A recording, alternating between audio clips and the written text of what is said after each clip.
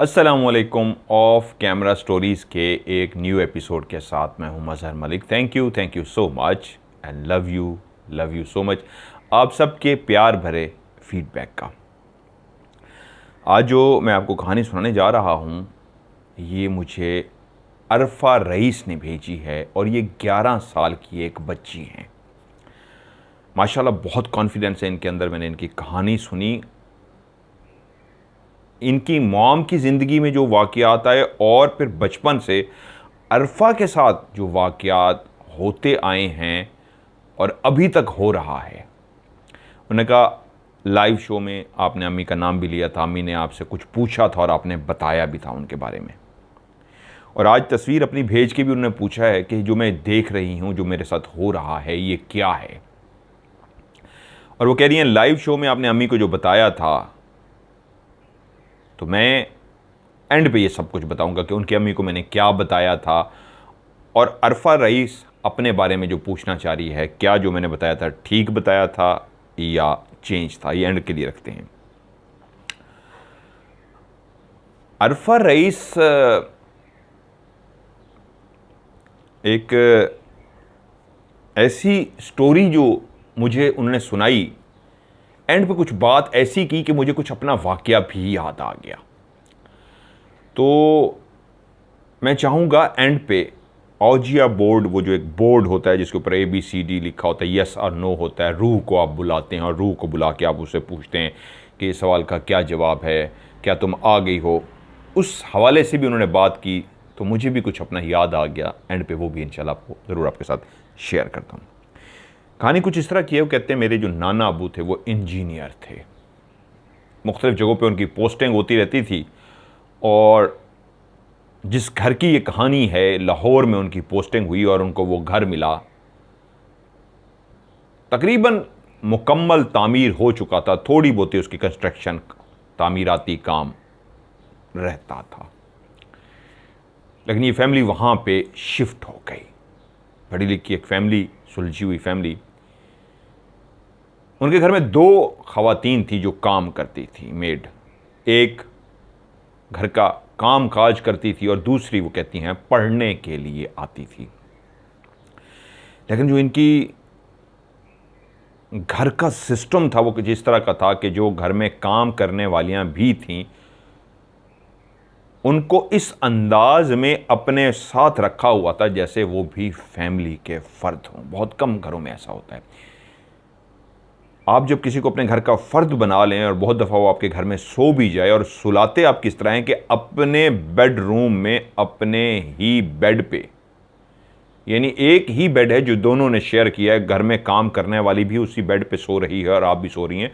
उसके लिए ये लाजमी सी बात है, जब आप एक पढ़ी लिखी फैमिली हैं, सुलझी हुई फैमिली हैं, तो फिर आप जिन काम करने वाली का इंतखाब करते हैं वो भी इस अंदाज़ में कि आप उनके पहनने का, ओढ़ने बिछोने का इस अंदाज़ में ख्याल रखते हैं कि वो आप अपने आप को साफ़ सुथरा रखें, साफ़ कपड़े पहन के रखें। अगर आप ये चीज़ें उनको प्रोवाइड कर दें तो यकीनन सी बात है वो भी जो काम करने वाली इस अंदाज़ में घर में हों फैमिली की तरह, तो वो भी फिर बहुत नीट एंड क्लीन रहती हैं, साफ़ सुथरी, कि आप अगर उनके साथ अपना बेड शेयर कर रहे हैं तो आपको कोई मसला नहीं होता। हमारे यहाँ क्या होता है, हमारे घरों में जो काम करने वाली होती हैं, हम सुकून से बैठे होते हैं और वो गर्मी में पसीना पसीना होकर काम करी होती है। कभी हमने नहीं सोचा होता कि इनको भी कोई कपड़े का जोड़ा लेके दे दें, इनको जूती लेके दे दें, उसी ही टेबल पे बैठ के उनको भी खिलाएं। बहुत सारी इस तरह की चीज़ें आ जाती हैं। लेकिन इस वक्त मकसद कहानी है, तो उनके घर में उन दोनों ख़वातीन को, एक जो पढ़ने के लिए आती थी और एक जो काम काज के लिए आती थी, वो दोनों जो थी घर का काम काज करती थी, उन दोनों को बिल्कुल फैमिली की तरह रखा जाता था, उसी तरह उनका देखभाल और ख्याल रखा जाता था।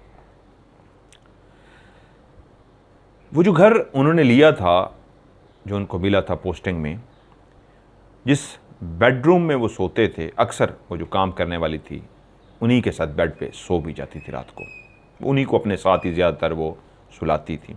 तो वहाँ एक खिड़की बनी हुई थी ऐसी, जो कहती हैं मेरी मम्मा रात को उस खिड़की को बंद कर दी, स्लाइडिंग वाली खिड़की जो होती है, उस खिड़की को बंद कर देती। और सब सुबह जब वो बेदार होती, नींद से जागती, तो उनकी पहले दिन जो निगाह पड़ी, खिड़की क्यों खुली हुई है, ओहो रात को मैं बंद करना भूल गई होंगी। कोई बात नहीं, उन्होंने उठ के खिड़की को बंद कर दिया। सारा दिन काम काज करती रही, फिर आप खोल देते हैं दिन के टाइम में, थोड़ी सी वेंटिलेशन रहे और आबो हवा फ्रेश अंदर है। उन्होंने खोल दिया। जब रात को वो सोने लगी तो उन्होंने फिर से उस खिड़की को बंद किया और लेट गई।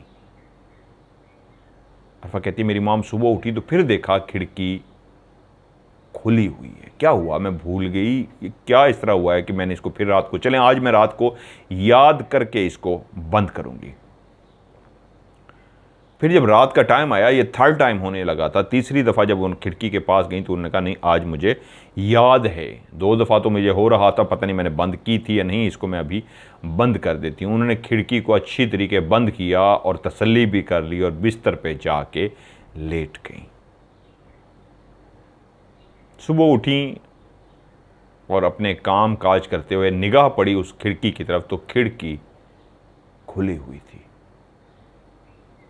अरे यार, ये तो रात मैंने क्लियर बंद कर दी थी, कैसे खुल गई? नहीं, हो नहीं सकता, बट ये तो खुली हुई है। एक खिड़की ही तो थी जो रात को बंद की थी, खुल गई थी, कोई बहुत बड़ी बात तो थी नहीं, लेकिन फिर भी दिमाग इसी में थोड़ा सा टेंशन में ज़रूर आया। फिर रात को अब तो बहुत ज़्यादा दिमाग पे वो खिड़की सवार थी कि भाई अब अच्छी तसल्ली करनी है। खिड़की को तसल्ली के साथ बंद किया और बिस्तर पे जाके लेट गई। सोते हुए ये याद था कि खिड़की मैंने बंद की है। बिस्तर पे लेटी हुई उस खातून को भी देखा जो काम वाली थी कि सो रही है क्या नहीं, तो वो देखा सो चुकी है, वो भी सो गई। और सुबह उठते ही पहला ख्याल जो दिमाग में आया कि वो सोई है या उठ गई है, तो वो भी अभी सोई हुई थी तो देखा सामने खिड़की खुली हुई है। ये कैसे पॉसिबल है, अपने आप से सवाल किया। रात तो मैंने खिड़की बंद की थी, ये भी उस वक्त सो रही थी, क्या नींद से उठी है, नींद से उठ के इसने खिड़की बंद कर दी है? आखिर डिस्कस करना पड़ा उस काम वाली से, बात सुनो क्या तुमने रात खिड़की उठ के बंद की थी, खोली थी? मैंने कहा नहीं बाजी मैंने तो नहीं खोली। उसने कहा नहीं नींद में खोल दियो या वैसे तुम्हें कोई हो रहा हो तो तुमने खिड़की खोल दी। उसने कहा नहीं बाजी ऐसा बिल्कुल नहीं है, मैंने नहीं खोली। अब खिड़की वो रात को फिर अगली रात आई और उस काम वाली से भी कहा मैं खिड़की बंद करी हूँ, कोशिश करना खोलना ना इसको, तुम अगर गलती से या बेध्यानी में करती। उसको उसने कहा बाजी मेरा क्या ताल्लुक है खिड़की से, खिड़की ही थी बंद कर दी गई, सुबह उठी तो खिड़की फिर से खुल गई। अब माँ के दिल में एक वहम ज़रूर आ गया, अभी माजरा क्या है। दूसरी को भी बुलाया गया, उनसे भी पूछा गया हाँ भी तुमने खिड़की खोली है सुबह उठ के? उसने कहा नहीं। रात को किसी टाइम आके खोली? उसने कहा नहीं। जब 2-3 दिन मजीद इसी खिड़की खोलने और बंद करने में हुए तो उलझन सी शुरू हो गई। खिड़की को बंद किया जाता है, सुबह खुली होती है, तो उन दोनों को साइकोलॉजिकली डराने के लिए कहा गया कि भाई अब हम कैमरे लगवा रहे हैं, हमें पता है आप लोग शरारत कर रही हो, दोनों में से कोई एक है जो खिड़की को खोल देती है। उन्होंने कहा बाजी आप कैमरे लगवा लें, हम ऐसा नहीं करते। उस रात खिड़की बंद की गई, दोनों के दिमाग में डाल के कैमरे लगवा लिया, देखते हैं आप खिड़की तुम कैसे खोलती है। और सुबह जब उठे तो खिड़की नहीं खुली हुई थी, खिड़की बंद थी। क्या मतलब? इसका मतलब है कैमरों के डर से उन दोनों में से जो खिड़की को खोल रहा था उसने नहीं खोला कि कहीं कैमरे लगे हुए हैं। ओके, दिल को तसल्ली हो गई। इसका मतलब है यही दो ही थीं जो कैमरों का सुन के डर गईं और खिड़की को नहीं खोला। और ऐसा ही हुआ, पूरा 1-1.5 हफ्ता खिड़की खुली ही नहीं। यानी रात को अगर खिड़की बंद की जाती तो सुबह बंद ही मिलती, वो जो सुबह खुली हुई मिलती थी वो 1.5 हफ्ता 2 हफ्ते नहीं खुली हुई मिली। वक्त गुजरा। अरफा कहती है एक दिन अम्मी उठी हैं सो के, अब खिड़की को वो भूल चुकी थी, नींद से ही जागी थी। एकदम से उनकी निगाह सामने दीवार पे पड़ी तो एकदम से उसकी आंखें चौंक सी गई। दीवार पे गोल सर्कल से बने हुए थे, गोल दायरे बने हुए थे, गोले से गोल से गोले बने हुए थे। वो एकदम दीवार पे एकदम से देख के हैरान हुई, आंखें मली और ये क्या है। और साथ ही जब आंखें ऐसे झपकी और देखा तो सामने कोई भी गोला नहीं है। तो उन्होंने कहा ये मेरा वहम था, ये क्या हुआ है। खैर मैं नींद से उठी हूँ, हो जाता है बाजू का। इस तरह अपने आप को तसल्ली दी। फिर बात आई गई हो गई। दूसरे दिन अब उसी दीवार को उठ के घूरा, कहीं दोबारा नजर आते हैं तो फिर ऐसा कुछ नहीं हुआ। 2-3 दिन फिर गुजरे तो फिर दीवार पे सेम उसी जगह पे गोले से नजर आए, सर्कल से दायरे बने हुए नजर आए। इस दफा आंखों ने जैसे ही दायरों को देखा तो तकरीबन पिछली दफा अगर 5 सेकंड थे तो अब दायरे 10 सेकंड नजर आते रहे, क्लियर दायरे थे। पूरी दीवार पे बन चुके थे। पहले 2-3 दायरे देखे थे, इस वक्त पूरी दीवार पे दायरे थे। और आंखों को झपका कि नींद से मैं जागी हूं, शायद नींद से जागने के बाद ऐसा महसूस हो रहा है। लेकिन काफ़ी देर वो देखती रही और उसके बाद ऊपर से देखा दायरे ऐसे गायब से हो गए एकदम से सारे। ये मेरे साथ कोई मसला हो रहा है या क्या हो रहा है? वाकई कोई दायरे हैं या मेरा दिमाग उलझ गया है? यकीनन इंसान जब इस तरह के वाकयात होते हैं तो अपने आप से वो सवाल करना शुरू हो जाता है कि हुआ क्या है।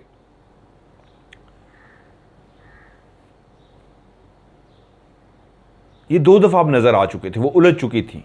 लेकिन अगली सुबह जब वो उठी हैं, उनके दिमाग में वो दायरे चल रहे थे जो दूसरी दफा भी वो देख रही थी। लेकिन आज बिस्तर को ठीक करते हुए तकिए को जब अपनी जगह से हटाया, नॉर्मल वो रात को सोई थी, क्योंकि रात को जब वो सोई थी वो कहती मुझे अच्छी तरीके याद है, सोने से पहले उनकी एक आदत सी बनी हुई थी, वो अपने तकिए को उठा के एक दफ़ा जिस तरह झाड़ा जाता है या यूं हाथ मारा जाता है, ऐसे हाथ से ऐसे तकिए को किया और उठा के वापस उस जगह पे रख दिया। उस वक्त तक तकिए के नीचे कुछ भी नहीं था। वो कहती हैं मुझे क्लियर याद है, क्योंकि एक आदत बनी हुई थी। और जब सुबह उठी हैं, फिर से अपने तकिए को ठीक करने के लिए उठाया, जिस तरह बिस्तर को ठीक किया जाता है, चादर को ठीक किया जाता है, और तकिया उठा के ठीक करने की नीयत से उठाया, और उठाया ही था तो नीचे निगाह पड़ी, सूखी हुई रोटी, वो रोटियां जो हम खाते हैं, चपाती रोटियां, सूखी हुई, पापड़ बनी हुई, कड़क कड़क की, जिसमें से आवाज़ आती, इतनी अकड़ी हुई, तकिए के नीचे रखी हुई थी। वो एकदम से पीछे हट गई कि ये क्या है? तकिए के नीचे रोटी, ये कहाँ से आई? काम करने वाली मेड को बुलाया और पूछा कि ये देखियो ये क्या है? उन्होंने कहा बाजी मुझे भी नहीं पता। उसने कहा ये मेरे तकिए के नीचे से निकली है। मैंने कहा बाजी मुझे भी नहीं पता ये कहाँ से आई है। अभी तक घर में कोई बच्चे भी इस तरह नहीं थे, इस खेलने कूदने वाले या इतने के जो शरारत कर सकते। खैर रोटी हटा दिया गया। 2-3 दिन फिर सुकून से गुजरे और फिर चौथे दिन ऐसे हुआ उसी तरह अपने तकिए को, अब वो जब भी रात को अपने तकिए को ठीक करती थी तो अब फिर से वहम पड़ गया था ना, दायरों के बाद अच्छी तरीके वो उठाती, नीचे देखती, झाड़ती, रख देती, और फिर से 3-4 दिन के बाद उसी तरह सुबह जब अपना बिस्तर ठीक करने लगी हैं, फिर से तकिए के नीचे सूखी हुई रोटी रखी हुई थी। इस दफ़ा उन्होंने मेड को नहीं बुलाया, क्योंकि वो पहले भी इनकार कर चुकी थी कि बाजी मुझे नहीं पता, मैं क्यों रखूंगी आपके तकिए के नीचे। और बात दिल को भी लगती थी कि जिसके साथ हम फैमिली की तरह बर्ताव कर रहे हैं, उसकी हर खुशी का ख्याल रखते हैं, उसको इतनी प्यार मोहब्बत इज़्ज़त देते हैं, वो वाकई ऐसा क्यों करेगी? चलें नींद में उठ के वो खिड़की तो खोल देती हो और वो कैमरे के डर से उसने वो कर दिया, अब नहीं बंद कर रही, नहीं खोल रही, लेकिन सोई हुई तकिए को उठा के वो नीचे क्यों भला रखेगी? अगर आंख गलती से भी खुल जाए तो बहुत खौफनाक बात हो जाएगी, बाजी निकाल देगी घर से। वो कभी ऐसी हरकत नहीं कर सकती। अब ऐसा होने लगा, अक्सर ऐसे होता कि वो रात को अपना तकिया झाड़ती और जब सुबह डरते डरते तकिया उठाती तो नीचे सूखी हुई रोटी मिलती। पहले खिड़की हुई, दायरे नजर आए, अब रोटी का हो रहा था जो समझ से बाहर था, क्योंकि अब वो जब रात को लेटती थी अपने बिस्तर पे तो तकिए को बाकायदा दूसरी, एक तो रूटीन में झाड़ती थी और रखती थी, लेकिन सोने से पहले फिर से हाथ मार के नीचे देखती थी कुछ है तो नहीं। एक इंसान है ना, खौफ सा आ जाता है। नीचे हाथ मारती कुछ है तो नहीं, कुछ भी ना होता। जागती रहती, साथ वाली सो जाती, खुद भी सो जाती, और सुबह उठते ही अब पहला काम होता वो नीचे हाथ मारती, सूखी हुई रोटी नीचे पाई जाती थी। तो वो एक रोटी, कोई खौफनाक बात तो नहीं थी, लेकिन फिर भी अपनी जगह पे मसला तो खड़ा हो गया था कि रोटी कौन है जो नीचे तकिए के रख के जा रहा है।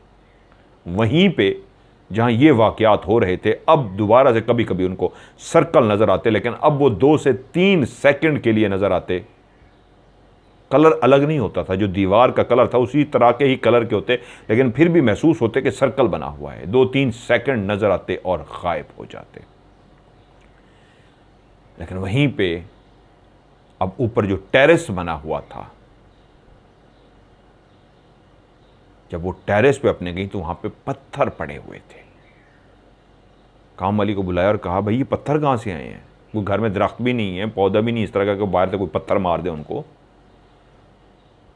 खैर पत्थर थे, आम सी बात थी, पत्थर को वहां से उन्होंने साफ करा दिया। लेकिन अब अक्सर ऐसे होता, कोई टेरेस पे जाता तो वो एकदम कहता भाई ये पत्थर कहाँ से आ गए हैं, टेरेस पे पत्थर मिलते। पत्थर गिरे किस वक्त थे, पत्थर जिस वक्त अभी फेंके जाएं किसी भी टेरेस के ऊपर तो आवाज़ आ जानी चाहिए घर वालों को, क्योंकि वो बिल्कुल छोटे छोटे बारीक बारीक नहीं होते थे, बहुत बड़े भी नहीं लेकिन दरमियाने इतने होते थे कि इतना पत्थर अगर टेरेस पे आके गिरे भी सही तो उसकी गिरने की इतनी आवाज़ होती है कि घर वालों को आवाज़ चली जाती है। लेकिन कभी भी उनको आवाज़ नहीं आई थी। हाँ ये ज़रूर है पत्थर मिलते थे, कौन फेंकता था ये समझ नहीं आ रही थी। लेकिन अभी तक भी मामला उलझ तो चुका था। सर्कल का नज़र आना, तकिए के नीचे से रोटी का नज़र आना, मिल जाना, टेरेस पे पत्थर आना, लेकिन घर वाले उसको इतना सीरियस नहीं ले रहे थे कि सर पकड़ के बैठ जाएं कि हो क्या रहा है। वहीं पे उन्हीं दिनों उनकी एक कज़न रहने के लिए उनके घर आई। उसकी एक छोटी सी बच्ची भी थी, दूध पीती बच्ची, जिसको अपनी वो गोद में लेके फिरती थी। घर वालों के साथ उठी बैठी उसी तरह रूटीन में, जिस तरह फैमिली एक दूसरे के साथ बातें करती है, घूमना फिरना ये वो किया। यहाँ तक कि उसके साथ जो कमरा शेयर किया गया था रात के टाइम पे, वो अपने कमरे में पहुंची कि वो जो छोटी दूध पीती उसकी बच्ची थी उसको दूध पिलाए और उसके बाद वो सो जाएगी। वो उठ के बैठी हुई थी। कमरे का दरवाज़ा बंद था, दरवाजे के साथ बाथरूम का दरवाज़ा था। सब अपने अपने कमरे में थे, जाग रहे थे, सो रहे थे, ये तो वो नहीं जानती थी। लेकिन उसको ये पता था कि अब वो आ गई है कमरे में, इसका मतलब है वो तो सो जाएगी। बाहर की लाइटें भी उसी तरह घर की ऑफ कर दी गई थी, जो रात को अमूमन जिस वक्त जब तक इंसान अपने घरों में जाग रहा होता है तो लाइट्स बाहर की सारी ऑन होती हैं। जब आप सोने के लिए खुदा हाफिज कर देते हैं तो बाहर की लाइट्स भी ऑफ कर देती हैं। नाइट्स के हल्की लाइट वाले जो बल्ब होते हैं वो जला दिए जाते हैं। सो अपने कमरे में ही थी। अभी बच्ची को क्योंकि दूध पिला रही थी तो इसलिए उन्होंने कमरे में रोशनी की हुई थी, दरवाज़ा वो अंदर से बंद कर चुकी थी। वो अपने एक घर में ही थी, फैमिली का घर था, इसलिए उनको शायद कुंडी लगाने की ज़रूरत भी पेश नहीं आई। जब वो बच्ची को दूध पिला चुकी और उसको गोद में लेके बैठी हुई थी कि अब मैं इसको सुला दूं, ये सो जाए, उसी लम्हे उनकी निगाह पड़ी, दरवाज़ा जो था वो खुला है। इस अंदाज में दरवाज़ा खुला है जैसे कोई पूरा दरवाज़ा खोल के अंदर आता है, ऐसे नहीं खुला, ऐसा महसूस सा हुआ है, खुलना महसूस हुआ है, क्लियर नहीं खुला। ऐसे लगा है दरवाज़ा खुला है। से मुराद ये जैसे दरवाज़ा आप बंद करें ना तो लॉक की आवाज़ आती है, कटक, ऐसी आवाज़ ही समझ ले आई है कि उनको महसूस हुआ दरवाज़ा खुला हुआ है। वो बच्ची की तरफ ऐसे लगी हुई थी उसको सुलाने में, तो आवाज़ ऐसे बंद होने की जब आवाज़ आई तो चौंकी हैं। साथ ही उनकी निगाह पड़ी है, सामने एक 4 से 5 साल की एक बच्ची खड़ी हुई थी। सफ़ेद उसने कपड़े पहने हुए थे, उसके बड़े बड़े घुंघरियाले बाल थे, बहुत ज़्यादा घुंघरियाले बाल, बहुत ही वाइट कलर था उसका, बहुत ही वाइट कलर। वो बच्ची जिसने दरवाज़ा बंद किया था, खुला कब था दरवाज़ा ये नहीं पता, यूँ समझे महसूस हुआ, देखा नहीं, वो जो सामने आके खड़ी होगी, वो 5 साल की बच्ची देख रही है उसी कज़न को जिसकी गोद में उसकी बच्ची है, और वो भी बच्ची को देख रही है और परेशान हो गई है कि इस घर में तो कोई भी बच्ची नहीं है। और फैमिली के जो बच्चे होते हैं वो सबको पता होता है, क्योंकि वो खुद माँ थी और माँ अपना दूध पिला रही थी बच्ची को, और उसको पता था कि अगर मेरी ये बेटी है तो इस घर में और कितने बच्चे हैं। और रात के टाइम अगर बाहर से कोई फैमिली भी आती है मिलने के लिए तो वो एक टाइम होता है, उस टाइम कोई नहीं आती जब आप सो चुके होते हैं। बेल बजती है, कोई आता है, पता लगता है, तो वो बच्ची ऐसे नहीं आ सकती। ये भी था कि इस वक्त तो कोई भी नहीं आ सकता, तो ये बच्ची कौन है, ये किसकी बच्ची है? कोई दोस्त वगैरह इस फैमिली उनके कहती है, मेरे जहन में ये बात ज़रूर आई कि ये जिनके घर में आई हुई हूँ कज़न के, इनकी कोई दोस्त के कोई शायद मिलने वाले आ गए हों तो उनकी बच्ची ना हो।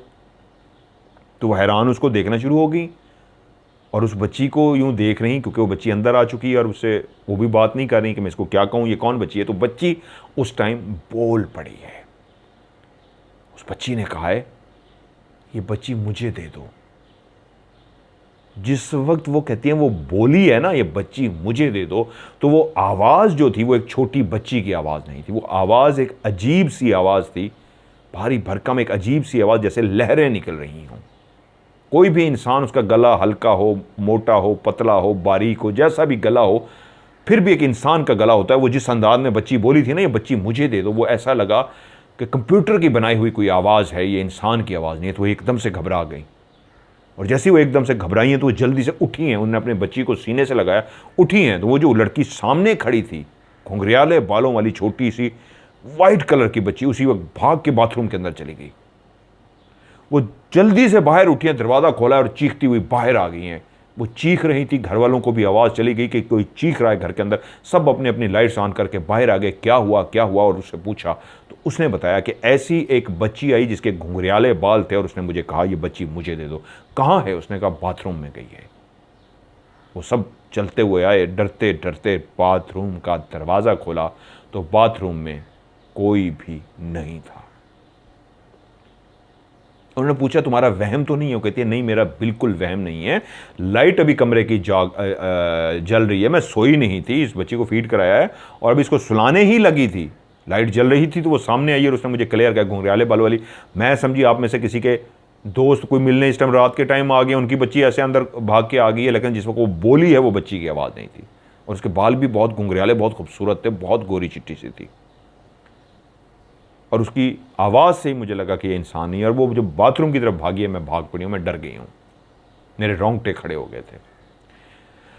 अब ये वाक़या ऐसा हो चुका था कि जो पहले वाक़यात हुए थे, तकिए के नीचे सूखी रोटी का मिलना, दीवार पे सर्कल का बन जाना और वो खिड़की का बार बार खुल जाना, जो अरफा की माँ थी वो भी बोल पड़ी कि मामला तो मेरे साथ भी होते हैं। सो वो सारे घर वाले सर जोड़ के बैठ गए कि क्या हुआ था रात वाक़या। और जब बाकी वाक़यात भी सुनाए गए कि सीरियस नहीं लिया, वाक़यात तो ये भी हो रहे हैं, टेरेस से पत्थर मिलते हैं। बाकी घर वालों ने कहा हमने भी देखे हैं पत्थर।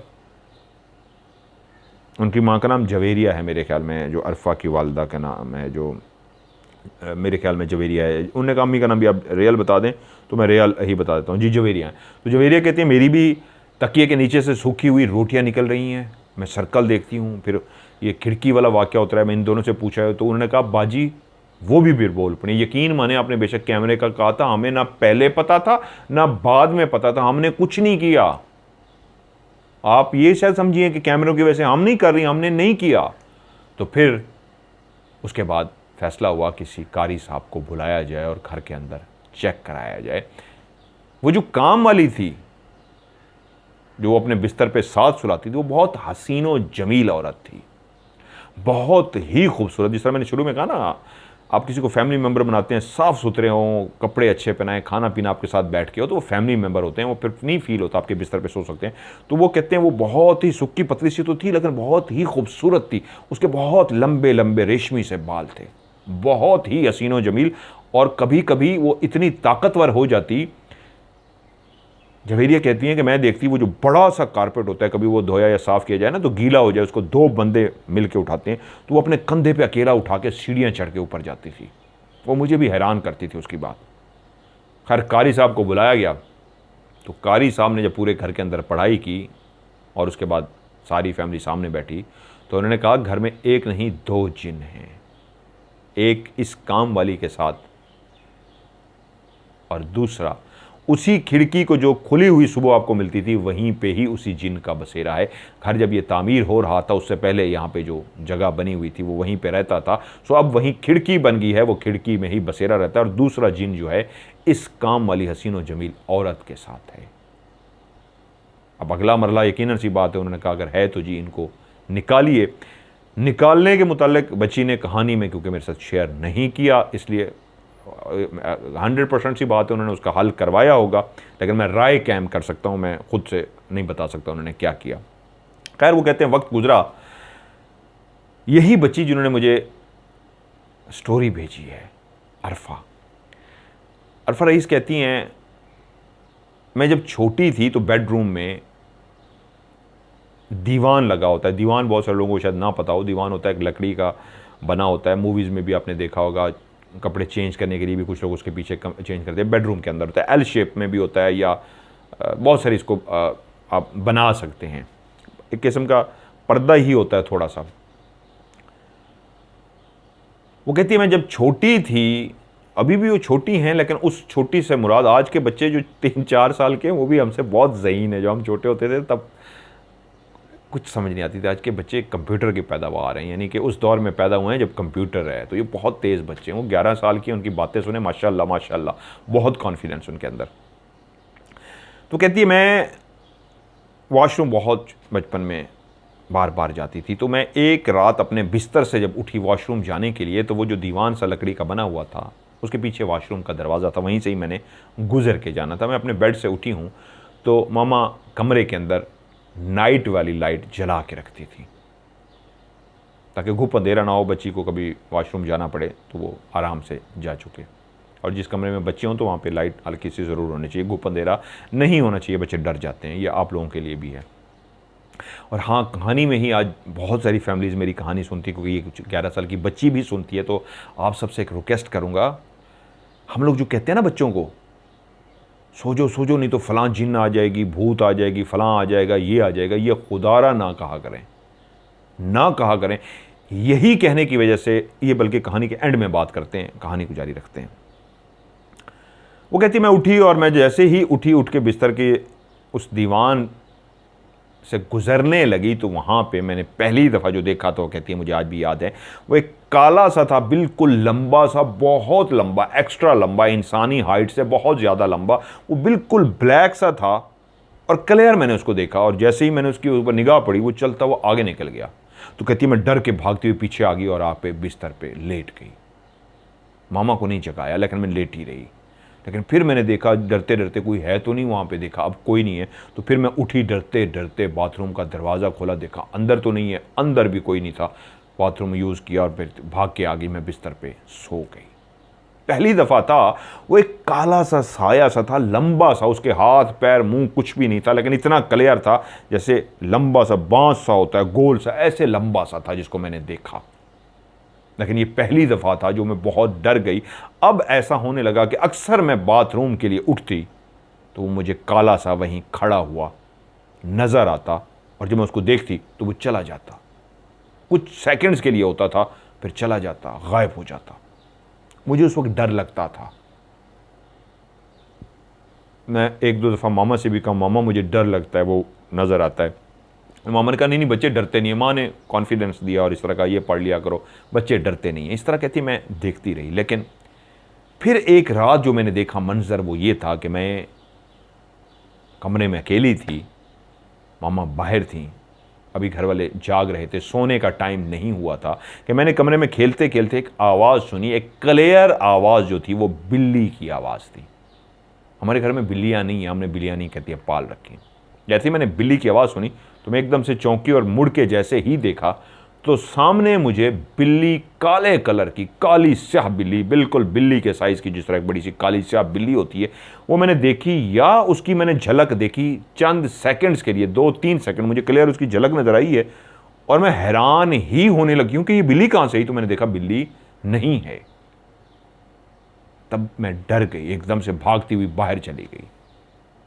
मामा को जाके बताया, मामा कमरे में बिल्ली थी। मामा कहती है बेटा कैसे आ सकता है, दरवाज़ा खुला हुआ था। नहीं, दरवाज़ा भी बंद था, तो फिर अंदर कैसे आ सकती है। अब कहाँ है, गायब हो गई। मैंने कहा ये कैसे हो सकता है, अगर बिल्ली कमरे में आई थी तो कमरे में ही होगी, आ जाओ देखते हैं। बच्ची को हौसला देने के लिए माँ कमरे में दाखिल हुई। कमरे में सारा इधर उधर बेड के नीचे देखे, बेटा यहाँ तो कोई नहीं। उन्होंने कहा मामा मैं आपको कह रही हूँ ना, वो गायब हो गई। फिर अभी वक्त गुजर रहा था, अभी भी वो रात को मुझे अक्सर वहीं पे खड़ा हुआ। अब खौफ भी था, लेकिन अब जब मैं उठती थी रात को तो सबसे पहले उसी दीवान के पीछे की तरफ देखती थी, वो मौजूद है तो वो बिल्कुल वहाँ पे होता था, एक लंबा सा, एक काला सा खड़ा हुआ। अब मुझे समझ आनी शुरू हुई, वो जो मुझे खंबा सा नज़र आता था, अब मुझे लगा नहीं, एक इंसान की तरह का साया है। बच्ची थी ना, शुरू में बहुत डर था, अब देखना शुरू हो गया कि इंसान की तरह का साया है। जैसे इंसान का साया होता है वैसा ही साया है, लेकिन उसका मुंह नहीं है, गोल सर भी है इंसान की तरह, बाजू भी हैं, लेकिन चेहरा इस तरह नहीं नज़र आता कि उसके अंदर आंखें हैं, नाक है, होंठ हैं, दांत हैं, ये नहीं नज़र आता। गोल सबर उसका सर है, बाजू है, और वो एक साया, जिस तरह इंसान कहीं लाइट के आगे खड़ा हो। इस वक्त मेरा पीछे नज़र नहीं आ रहा होगा, साया तस्वीर पर पड़ रहा है, तो इस तरह साया, जिस तरह ये इसका ये साया पड़ रहा है, ये है ये पीछे, ये इसी तरह का एक साया, इंसान का साया होता था। लेकिन कहती है वहीं पे जहां मैंने बिल्ली को देखा, अब मुसलसल जहां उस साये को देख रही, तो फिर मैंने एक रात बैठे हुए एक कमरे के अंदर कोई आवाज़ आई है जैसे कोई चीज़ गिरी है। बच्चे बैठ के कमरे में खेलते हैं, ये टाइम होगा कोई 7-8 बजे का। उसने कहती है मुझे टाइम तो मैंने नहीं देखा था, लेकिन इस तरह का ही 7, साढ़े 7, 8 का टाइम था। मैं कमरे में बैठी हुई थी, दरवाज़ा बंद था कि एकदम से कमरे में कोई चीज़ गिरने की आवाज़ आई, और जैसे गिरने की आवाज़ ही मैंने मुड़ के देखा कि क्या गिरा है, क्योंकि आप चौंकते उस वक्त हैं जब कमरे में है ही कोई नहीं, तो खुद से कोई चीज़ गिरे तो आप, चम्मच भी गिरे तो आप चौंक जाते हैं, बाल पॉइंट भी नीचे गिर पड़े तो आप देखते हैं कि भाई बाल पॉइंट क्यों गिरी है, या पंखे की वजह से गिरती है या एसी की वजह से गिरती है। लेकिन अगर पंखा भी नहीं चल रहा, एसी भी नहीं चल रहा, तो फिर कैसे गिर सकती है। एसी से मुराद जिस तरह इस वक्त गर्मियाँ हैं, एसी की थ्रो आ रही, हो सकता है या मैं कागज़ रखूँ तो कागज़ उड़ जाए, बाल पॉइंट ना गिर सके। तो वो कहती है जब किसी चीज़ के गिरने की आवाज़ आई तो वो इस तरह की आवाज़ थी जैसे कोई प्लास्टिक की चीज़ है और नीचे गिरी है, लेकिन इतनी ज़ोर से आवाज़, बहुत ज़ोर से नहीं, दरमियानी आवाज़ थी कि मैं चौंकी हूँ। और मैंने उसकी तरफ जैसे ही देखा तो उस टेबल के साथ बिल्कुल एक ब्लैक साया जो इंसानी कदो कामत का था, जितना इंसान की हाइट होती है इंसान के ही कद के बराबर था, और वो चंद सेकंड के लिए मुझे उसी जगह पे खड़ा नज़र आया। 2 से 3 सेकंड के बाद झलक ही नज़र आई और वो साथ ही गायब हो गया। अब मैं डर के बाहर नहीं भागी, अंदर बैठी रही, घबराई रही, लेकिन देखती रही काफ़ी देर उधर उस साइड पे कि ये क्या था, ये कौन खड़ा हुआ था, ये कैसे पॉसिबल है। फिर उठ के उस जगह पे गई भी सही कि कुछ नीचे गिरा हुआ है, नीचे कुछ गिरा हुआ भी नहीं था। लेकिन क्या वो मेरा वहम था? वो अपने आप से सवाल किया। नहीं, वहम नहीं था, मैंने तो देखा था किसी को, बिल्कुल इंसान के कद जितना था, वो काला स्याह था, बिल्कुल काला स्याह। तो क्या वो मेरा वहम था? नहीं। अपने आप से सवाल किया तो दिमाग ने कहा नहीं, वो वहम नहीं था, वो तुमने क्लियर देखा है। अब अक्सर ही ऐसा होने लगा, झलक साए की भी नजर आती थी जो इंसान के कद जितना होता था, कभी दरवाजे के पास, कभी उस खिड़की के पास, कभी उस जगह पे, और वो जो दीवान के पीछे नजर आता था लंबा सा, वो भी नजर आता था। वहीं पे उन्हीं दिनों एक और वाकया पेश आया। शाम का ही टाइम था, मैं कमरे में ही बैठी हुई थी। उस दिन कमरे में मैंने एक बूढ़ी औरत को देखा। उसका मेरे चेहरा मेरी तरफ नहीं था, उसकी कमर मेरी तरफ थी। वो बिल्कुल एक बूढ़ी से मुराद उसका साइड का हिस्सा मैंने देखा, बिल्कुल बैक नहीं थी जिस तरह साइड पोज होता है। वो एक बूढ़ी औरत थी, उसके बाल बिल्कुल सफ़ेद थे और वो झुकी हुई थी। उसकी कमर जिस तरह बूढ़ों की थोड़ी सी वो बैंड हो जाती है, उसकी कमर भी ऐसे कुबड़ी सी हो गई थी, वो बूढ़ी सी थी। चंद सेकंड के लिए वो मुझे नजर आई है। उसके कपड़े बिल्कुल सफ़ेद थे, उसने सफ़ेद कलर के कपड़े पहने हुए थे। बाल उसके जो पीछे थे बूढ़ों के जिस तरह सफ़ेद बाल हो जाते हैं, उसके सर पे कोई दुपट्टा नहीं था, सफ़ेद उसके सारे बाल थे। और साइड से जो उसका चेहरा नज़र आया वो झुर्रियों से भरा हुआ था, थोड़ा सा ही साइड नज़र आ रही थी। वो एक क्लियर बूढ़ी औरत थी जिसको कहती है, मैंने चंद सेकंड्स के लिए एक झलकी उसकी मुझे नज़र आई और वो साथ ही गायब होगी। क्लियर एक बूढ़ी औरत, सफ़ेद बाल, और वो खड़ी हुई थी। जब मैंने उसको देखा, ना वो चली है, ना वो मूव हुई है, ना वो हिली है, या नज़र आई है खड़ी हुई और या गायब हो गई। कहती है उस दिन मैं काफ़ी डर गई हूँ उस बूढ़ी को देख के। लेकिन अब मैं आदी होती जा रही थी, अब बड़ी भी होती जा रही थी, क्योंकि यह वाक़यात एक दिन में नहीं हुए थे, कई कई दिनों बाद होते थे। बिल्लियों का नज़र आना अक्सर ही हो गया था, अक्सर ही मैं बिल्लियों को देख पाती। शैडो भी बहुत सारी जगहों पे मैं देखती, सिर्फ कमरे में नहीं देखती थी, अब काफ़ी जगहों पे घर में मुझे झलक ही नज़र आती। कोई साया नज़र आया, गायब हो गया। कोई गुजरा है सामने से तेज़ी से, गायब हो गया। कोई वहाँ छत पे खड़ा था, गायब हो गया। वो लंबा शैडो जो मुझे दीवान के पीछे नज़र आता था, अब वो दीवान के पीछे नहीं, मुख्तलिफ जगहों पे भी नज़र आता था। अब मैं अक्सर देख पा रही थी, लेकिन हिम्मत आती जा रही थी मेरे अंदर। वो बिल्लियाँ, बूढ़ी औरत सिर्फ एक दफ़ा देखी थी, काले साए, शैडो, इंसान की तरह साए तो मैं बहुत ज़्यादा देख रही थी।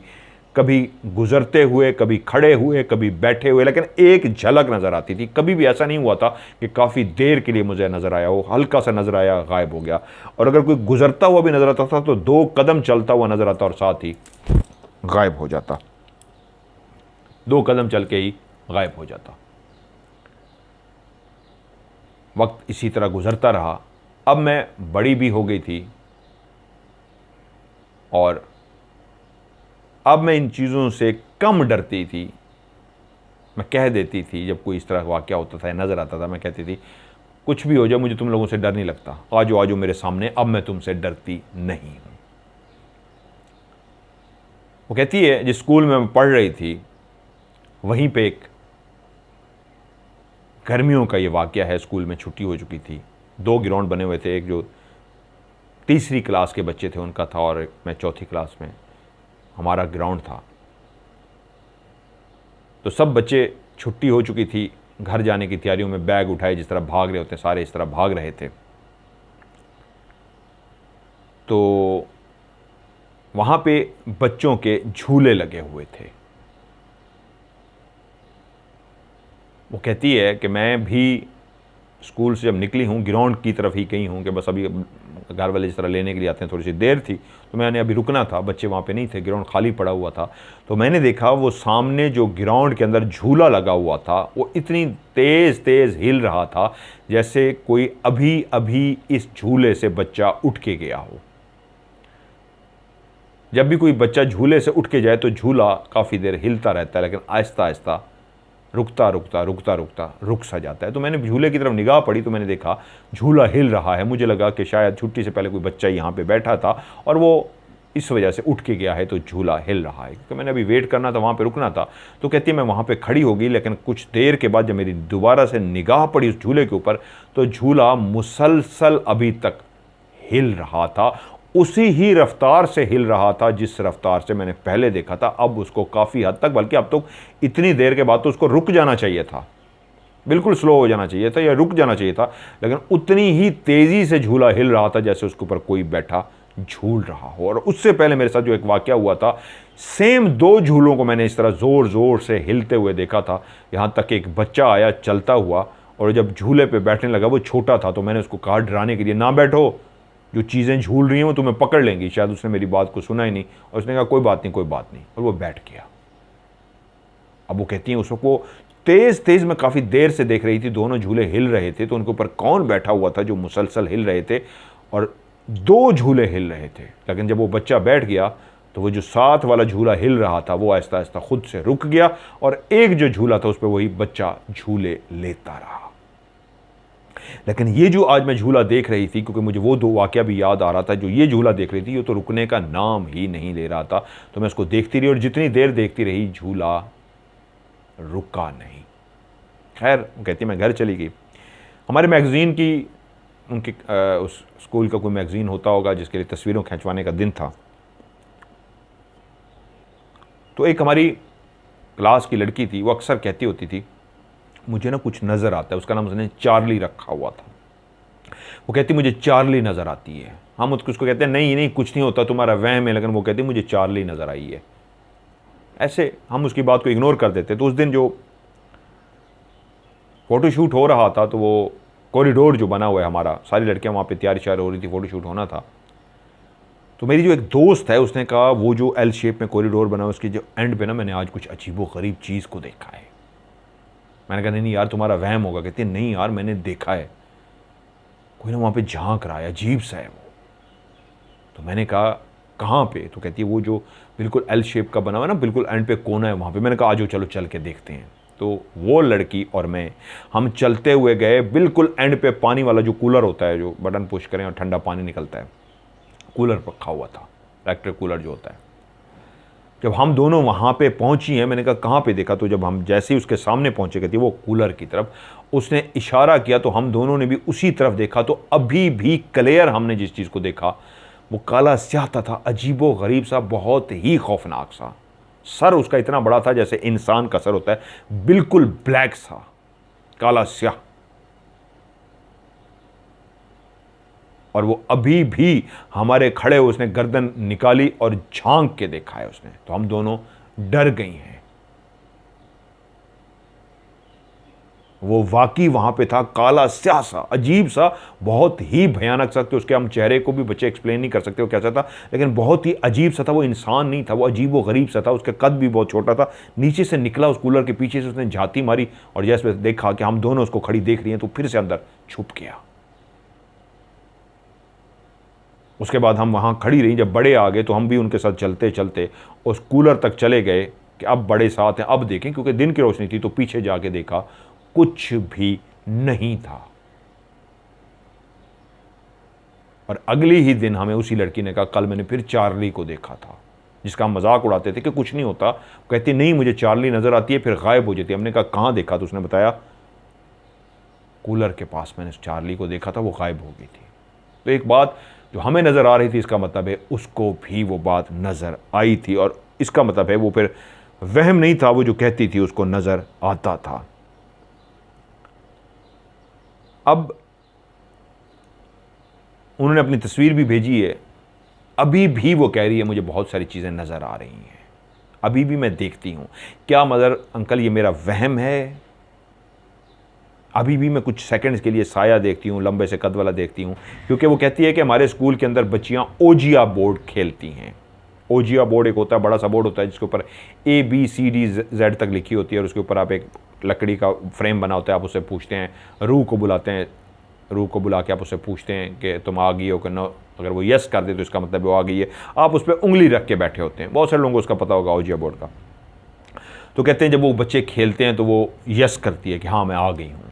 तो कहते हैं हम तो इनका मजाक उड़ाते हैं कि नहीं वो नहीं आती, लेकिन कभी कभी लगता है वो आती है। जब ये मैंने कहानी सुनी तो इनका नंबर आ गया था। मैं माजरत ख्वाह कह ही देता हूँ, तो मैंने लगकर इनको पहले सुना दी, इसलिए मुझे अच्छा लगा। मैं ओजिया बोर्ड के बारे में बात करना चाह रहा था कि वो बच्चे खेल रहे हैं, तीसरी चौथी क्लास के बच्चे ओजिया बोर्ड। एक बच्चा लेके आया, उसको देखा देखी बाकी भी शुरू हो गए। उन्होंने भी अपने वालिदैन से कह के ओजिया बोर्ड की तरफ लगे हुए हैं और उनके साथ खेल रहे हैं। तो इस कहानी का नंबर आ गया था। इसको मैंने पीछे क्यों किया है कि वालिदैन बहुत सारे मेरी इस कहानी को सुनते हैं, ऑफ कैमरा स्टोरी को, उनके लिए ख़ास मैसेज है इस वक्त जो मैं देना चाह रहा हूँ। दो बातें, एक तो मैंने जिस तरह पहले कहा, माएँ अपने बच्चों को सुलाने के लिए, डराने के लिए रात को कह देती हैं सो जाओ सो जाओ, या दिन को भी जब अंधेरा कर लेती हैं उनको गोद में उठा के थपक रही होती हैं, सो जाओ नहीं तो फलां चीज़ आ जाएगी या आ जाएगा। ऐसा नाम रख के कि बच्चा डर जाता है और सो जाता है। ये आप बच्चे के साथ ऐसा जुल्म कर रहे हैं कि जब बच्चा बड़ा होगा तो सारी ज़िंदगी वो डरता रहेगा। किससे? अंधेरे से। जिन, उसको नहीं पता क्या होता है। किसी भी इंसान ने जिन देखा है? नहीं, बहुत कम लोगों ने देखा है। तो फिर जिन का डर क्यों है? जिन का डर नहीं है, उस अंधेरे का डर है जो माँ ने बच्चे को सुलाने के लिए कह दिया था सो जो नहीं तो वो आ जाएगा। आपके तहतुल शऊर में, आपकी मेमोरी में, लाशऊर में वो अंधेरे का खौफ बैठ गया है।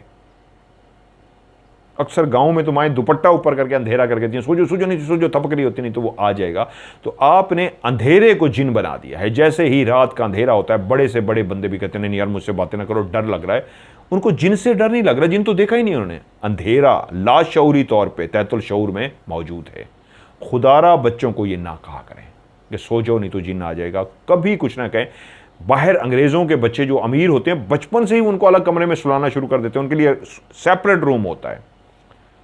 जब वो बच्चे अलग कमरे में सोते हैं तो उसके बाद कभी भी वो डरते नहीं हैं। वो अंधेरे कमरों में, जिनों में नहीं डरते। जब हमारे बच्चे सोते भी हमारे साथ है और ऊपर से हम उनको कहते हैं सो जाओ फलां चीज़ आ जाएगी, तो अंधेरा खौफ बन के उनके दिमाग में सवार हो जाता है और सारी ज़िंदगी अंधेरा ही उनके लिए जिन होता है। कोई भी शख्स अपने घर में बैठा है, दिन की रोशनी में कोई डर नहीं लगेगा। जैसे ही रात होगी, ऊपर से बिजली चली जाए तो डर क्यों लगता है? बिजली जाने पे अंधेरा हो जाता है। दिन को बिजली चली जाए कुछ नहीं होगा, अंधेरा जैसे ही होगा खौफ सवार होगा। इसलिए खुदारा एक इससे ना डराएं। दूसरा, ओजिया बोर्ड के बारे में मैं बल्कि आपको एक कहानी ही सुना दूंगा। मेरी ज़िंदगी में भी ओजिया बोर्ड के साथ वाबस्ता कुछ यादें हैं। ओजिया बोर्ड, मैं उसका नाम अगर गलत प्रोनाउंसिएशन कर रहा हूँ तो उसके लिए आई एम रियली सॉरी। ये एक ऐसा बोर्ड बनाया गया है जिसके ऊपर बहुत ज़्यादा मूवीज़ बनाई गई हैं कि रूह को बुला के पूछा जाता है क्या तुम आ गई हो, और जब वो कह देती है यस तो आप सवाल जवाब करते हैं। कोई बच्चे स्पेशली तीसरी चौथी क्लास में, जिस तरह वो कह रही हैं हम पढ़ रहे हैं और ये काम करते हैं, बच्चों को जब बता दिया जाए ना ये काम ऐसे होता है, उन्होंने मूवी का क्लिप भी देखा, उन्होंने भी किया था, तो उनको इतना यकीने कामिल होता है, उनको इतना 100% बिलीव होता है कि ये चीज़ आएगी, तो वो नेगेटिव एनर्जी को बुला रहे होते हैं। ये बात समझने वाली है, बहुत बड़ी बात, जिसके लिए आज मैंने कहानी वक्त से पहले सुना दिया, नंबर आगे था, आगे की वजह। जिस तरह मैं कहता होता हूँ positive energy and negative energy, एक यूनिवर्सल कायनात के अंदर से नेगेटिव और पॉजिटिव एनर्जी आ रही है, एक जिन्नात की नेगेटिव एंड पॉजिटिव एनर्जी है। जब आप इस तरह के बोर्ड रख के बैठते हैं और एनर्जी लगा देते हैं कि कोई चीज़ आएगी, आपको यकीन कामिल होता है और असल में आप अपने ब्रेन की एनर्जी लगा रहे हैं, अभी कोई रूह आएगी, तो नेगेटिव एनर्जी, बुरी चीज़ें, बुरे जिन्नात जो मौजूद होते हैं वो आ जाते हैं। खुदारा ये बच्चों से हटवा दें। बड़ी उम्र में कुछ भी इंसान कर ले वो और बात है। जिस तरह इस बच्ची ने कहा तो मुझे कहा लगा कि इस कहानी को अभी शामिल करना चाहिए। तीसरी, चौथी, पांचवी, छठी क्लास तक नहीं, 22-24 साल के बच्चे हो जाएं फिर बैठ के वो हो जाए खेलें, कोई बात नहीं, ब्रेन कुछ बेहतर हो चुका है। तो असल में तो इस तरह की चीज़ें 27-30 साल के बाद करनी चाहिए, जब आपके अंदर मैच्योरिटी लेवल शुरू होता है। तीसरी, चौथी क्लास के बच्चे अगर बैठ के ओजिया बोर्ड खेलेंगे तो यकीन मानिए नेगेटिव एनर्जी, जब वो ब्रेन की गेम है ना, सारी ब्रेन गेम है। पॉजिटिव एनर्जी चाहते हैं, मैं जिस तरह कई दफ़ा कह चुका हूँ, मेरे प्रोग्राम इस बेनतहा हैं, बल्कि इस वीडियो भी एक में मौजूद है, नेगेटिव एनर्जी और उसके बुरे असरात 22-23 मिनट की है, जो मैं अक्सर कहता होता हूँ। तो जब आप पॉजिटिव एनर्जी लगाते हैं पॉजिटिव एनर्जी आती है, जब आप नेगेटिव एनर्जी लगाते हैं तो नेगेटिव एनर्जी आएगी। बच्चों को यकीन ज़्यादा होता है, उनका बिलीव ज़्यादा होता है कि चीज़ आ जाएगी। बड़े तो अक्सर वजीफ़ा करते हुए भी कहते हैं पता नहीं होता या नहीं होता, और जो वजीफ़ा भी इस अंदाज में करे कि 100% हो जाएगा, उसका हो जाता है। तो बच्चों का तो अकीदा यही होता है, बिलीव यही होता है, ब्रेन ये होता है, हो जाएगा, अभी आ जाएगी। वो इतनी अपना यकीन बना के वो लगाते हैं एनर्जी, लेकिन क्या एनर्जी लगा रहे हैं? रूह आएगी, नेगेटिव चीज़ आएगी, पॉजिटिव नहीं, नेगेटिव चीज़ आएगी, तो वो आ जाती है और वो गलत है। और वो सिर्फ आ नहीं जाएगी, बोर्ड तक नहीं रहेगी, बच्चों के साथ घर भी आ जाएगी। इसलिए बच्चों को ये वाली गेम ना खेलने दें। बड़े हो जाएं 1000 दफ़ा खेलें, उस उम्र में ना खेलने दें। वो जो दिमाग है ना उस उम्र में नेगेटिव एनर्जी को अपने साथ अटैच कर लेगा। फिर वो जब घर जाएगा ना तो घर बैठ के भी वो नेगेटिव एनर्जी ने उसका पीछा नहीं छोड़ना, अटैच हो जाना उसके साथ। इसलिए इस तरह की गेमें औजिया बच्चों को ना खेलने दीजिए, बड़े होके खेलें। एनर्जी की गेम है सारी, पॉजिटिव एनर्जी लगाएंगे पॉजिटिव आएगी। औजिया गेम जैसी गेमें जो बनी, हॉरर, खौफ, घोस्ट, स्पिरिट, इन चीज़ों के लिए बनी है, तो उसके साथ यही होगा। हॉरर है ना, खौफ है ना, रूह को बुला रहे हैं, तो वो कोई हंसने वाली, खुशी वाली चीज़ तो नहीं है ना। हॉरर है ना, रूह आ रही है, रूह तो खौफनाक चीज़ है। तो आप नेगेटिव एनर्जी लगा रहे हैं। खौफ बुराई में आता है, खौफ नेगेटिव में आता है, तो नेगेटिव आप माइंड को कर रहे हैं और आप ब्रेन को कह रहे हैं कि अभी आएगी। इतना आपको बिलीव होता है आपको, क्योंकि मैंने भी किया था, हुआ था, इसलिए पूरी एक कहानी इस पर सुनाऊंगा इंशाल्लाह। तो बच्चे जो करते हैं उनके साथ हो जाता है, खुदारा उनको ना करने दें। मैं अपनी कहानी सुनाऊंगा, मज़ीद आपको इंशाल्लाह ये बात क्लियर हो जाएगी उस बोर्ड से होता क्या है। तो ये अरफा रईस की कहानी थी जो मैंने आज प्रोग्राम में शामिल की। तो आखिरी बात उन्होंने मुझसे पूछा, मदर अंकल क्या मैं ये चीज़ें देखती हूँ या मेरा वहम है? तो बेटा आपकी अम्मी को जो मैंने बताया था वही आपने, मैंने शुरू में भी काइंड में आपको बताऊंगा, तस्दीक कर दी। मैंने आपकी अम्मी को कहा था कि आपके साथ शदीद नेगेटिव एनर्जी अटैच है, यहाँ तक अटैच है कि आप चीज़ों को देख भी पा रही हैं। तो वही मामला आपके साथ भी है। मैंने इसका मतलब 100% आपको ठीक बताया था। आपने बताया कि मैंने लाइव में बताया था और ये बताया था, मुझे नहीं याद रहता। आपने कहा आपको शायद याद होगा। बच्चे मुझे याद नहीं रहता, मैं तो रोज़ इतना बताता हूँ लोगों को, कहाँ याद रहता है। आप एक दिन में 50 बंदों से बात करें, अगले दिन फिर नए 20 बंदों से करें, अगले दिन फिर अगले 10 नए लोगों से बात करें, कहाँ याद रहेगा। तो जो कुछ मैंने आपको बताया था, आपने खुद तस्दीक की है, वो 100% ठीक था। आप भी जो देख रही हैं चीज़ों को, वो वहम नहीं है, लेकिन आप माशाल्लाह बहुत ब्रेव हैं, डरना नहीं है। जब आप डरते नहीं हैं तो इनकी ऐसी की तैसी फेर देते हैं। तो आप फिर भी मुझसे रब्ता कीजिए, इंशाल्लाह मैं आपको आपकी मॉम से रब्ता करके उनको समझा देता हूँ। मॉम से कहिए वो मुझसे रब्ता करें, मैं उनको समझा देता हूँ, डरने की ज़रूरत नहीं है। लेकिन हाँ, जो आपको नज़र आया वो वहम नहीं है, वो आपको क्लियर नज़र आ रहा है। आपके साथ नेगेटिव एनर्जी इतनी शदीद अटैच है कि आप जो कुछ देखती रही हैं, महसूस करती रही हैं, वो वहम नहीं, सचमुच में था। इतनी नेगेटिव एनर्जी में अटैच हो तो ये चीज़ें इस तरह क्लियर दिखाई देती हैं। तो आप मुझसे रब्ता कीजिए, इंशाल्लाह फिर नज़र नहीं आएंगी, नेगेटिव एनर्जी आप लोगों से दूर हट जाएगी। क्लियर हो जाएगी। ये थी आज की स्टोरी।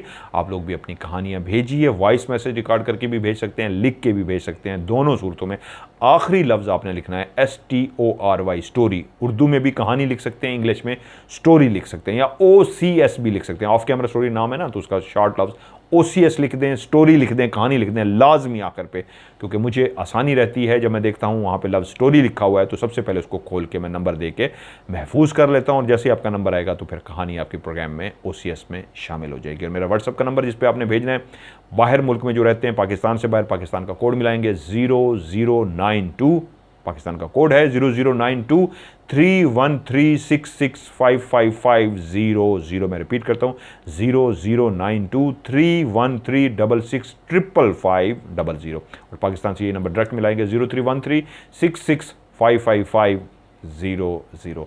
आज की OCS से मज़हर मलिक को दीजिए इजाज़त। अपना ढेर सारा ख्याल रखिएगा। खुदा हाफिज़।